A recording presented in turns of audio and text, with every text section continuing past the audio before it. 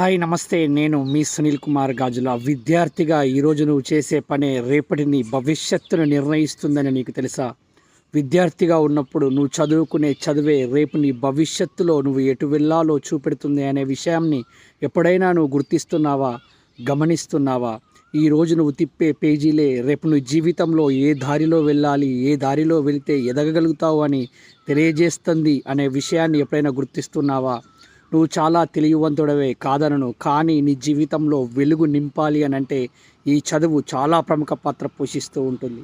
నువ్వు చదువుకోవాల్సిన వయసులో, చదువుకోవాల్సిన టైంలో చదువుకోకుండా అనవసరమైన కంపెనీకి వెళ్ళి అద్భుతమైన విషయాలని నేర్చుకోవాల్సిన సమయంలో అనవసరమైనపు అలవాట్లను నేర్చుకుని వాటికి అడిక్ట్ అయిపోయి నీ జీవితాన్ని, నీ శరీరంలోని ప్రతి భాగాన్ని నాశనం చేసుకుంటే నీ భవిష్యత్తు వేరే ఒకరి చేతిలోకి వెళ్ళిపోవడానికి ఆస్కారం ఏర్పడుతుంది.